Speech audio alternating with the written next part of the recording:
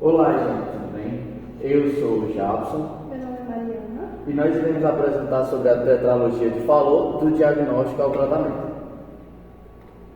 Bem, a tetralogia de Fallot é uma malformação congênita. Isso implica que é um defeito, é uma anomalia que ocorre durante o desenvolvimento fetal, onde vai haver uma mudança anatômica no coração. Bem, o diagnóstico da tetralogia de Fallot é realizado durante o pré-natal até o primeiro ano de vida por meio da ecocardiografia, que é um exame realizado que nos permite enxergar as estruturas anatômicas do coração. Durante o exame físico geral, a posição de cócoras, geralmente, se a criança ficar na posição de cócoras, isso alivia a hipoxia generalizada. O que é isso? É a diminuição do retorno venoso. Se ela geralmente sente um alívio, sente uma diminuição da pressão, assim, nos vasos sanguíneos, essas coisas, isso pode ser um indicativo de uma cardiopatia congênita cianótica, que muitas das vezes está associada com a tetralogia de Fallot. Então, isso é um tópico importante para ser associado à posição de cócoras na criança com a tetralogia de Fallot. O tratamento. Bem, as medidas de alívio rápido e cirurgia corretiva são as mais indicadas. Uma cirurgia de alívio rápido é o procedimento paliativo Ballock-Towson, que foi uma cirurgia criada no ano de 1940 para poder corrigir variações anatômicas do coração e para poder ajudar na circulação sistêmica pulmonar. Mas a mais indicada é a cirurgia corretiva, onde vai corrigir todas as 4 anomalias cardíacas que temos no coração. Bem, se o diagnóstico dessa tetralogia de Fallot foi feita mais precocemente, ela é mais fácil de ser resolvida. Faz a cirurgia na criança e tal. Agora, se ela for diagnosticada muito tarde, ela pode trazer um prognóstico ruim. Ou seja, 30% dos pacientes afetados e não operados morrem no primeiro ano de vida. Então, esse é um tópico importante a se pensar. Bem, a tetralogia de Fallot, ela se caracteriza por ter 4 anomalias, como eu já havia citado, como a comunicação interventricular, a estenose pulmonar, hipertrofia ventricular direita e dextroposição da aórtica. Bem, nessa imagem nós podemos entender quais são essas 4 anomalias. Bem, primeiramente nós temos a comunicação interventricular por causa da dextroposição da aórtica, ou seja, ela sai ela se desloca de forma anterior e superior.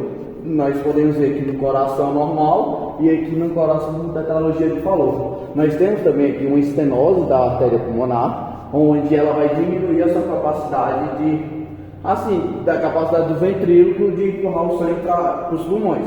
Nós temos também aqui uma hipertrofia da musculatura cardíaca do ventrículo direito também.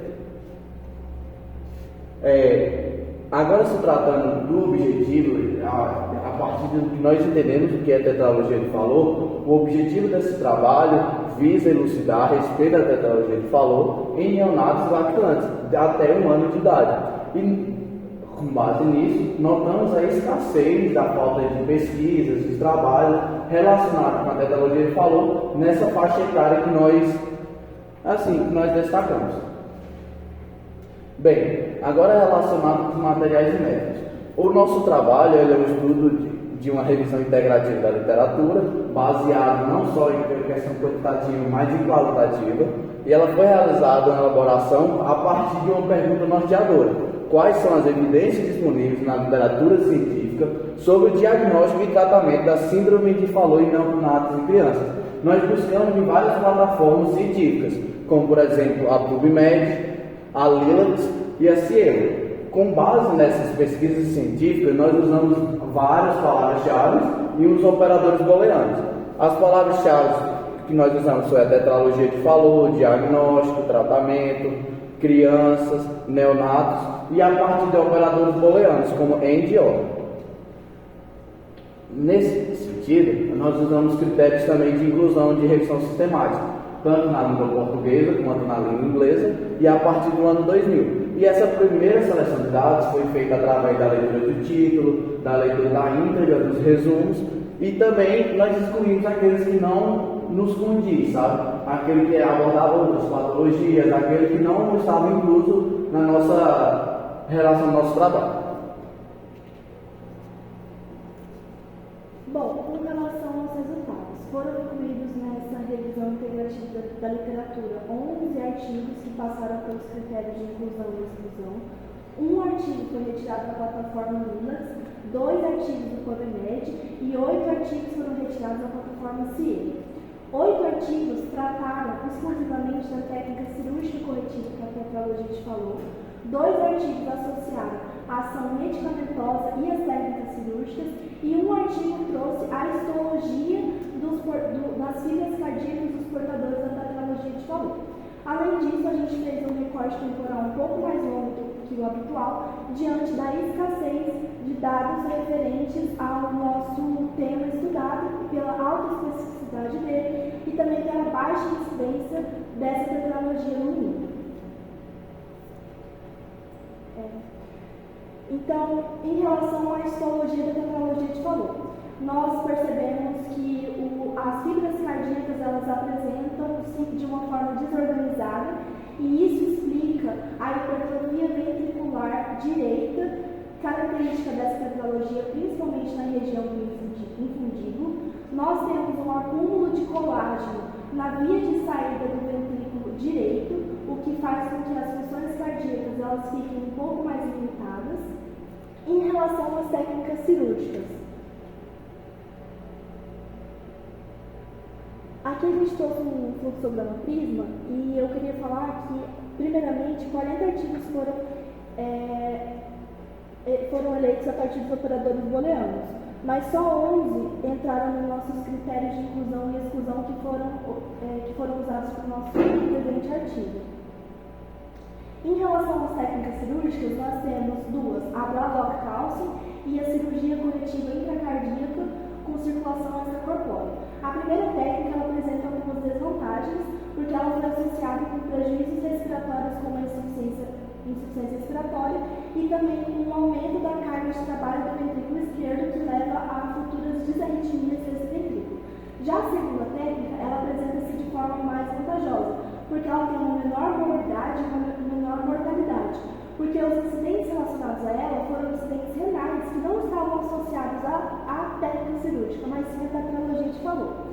Nós também trouxemos o uso de um enxerto chamado novo enxerto descentralizado, que nada mais é do que um componente monocúspide bovino, que ele apresenta algumas vantagens em relação ao tradicionalmente usado, que é o enxerto criopreservado.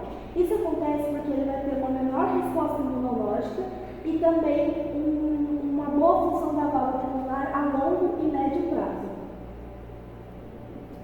Nós também trouxemos o uso de algumas medicações, que foi a medicação agonista alfa-2 adrenérgica, que ela é usada na terapia intensiva para controle da ventilação pulmonar e de pacientes entubados.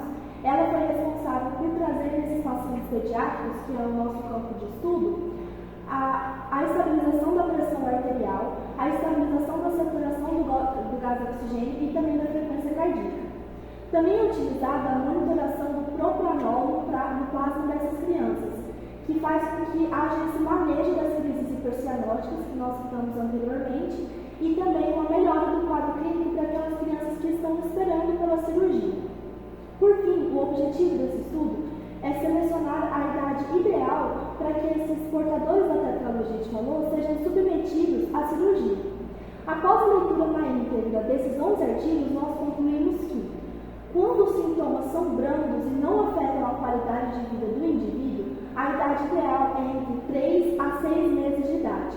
Porém, quando tem uma grave sintomatologia que faz com que esse paciente tenha frequentes crises hipercianóticas, que é o principal sintoma da tetralogia, a cirurgia deve ser realizada precocemente, para que não haja danos neurológicos, funcionais e cardíacos naquele paciente.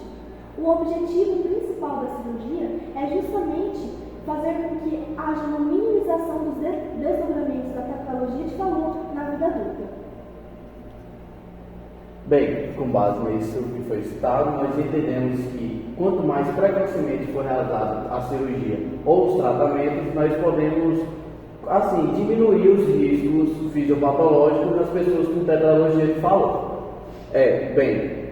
Isso aqui foi o nosso trabalho e aqui estamos nas nossas referências agora.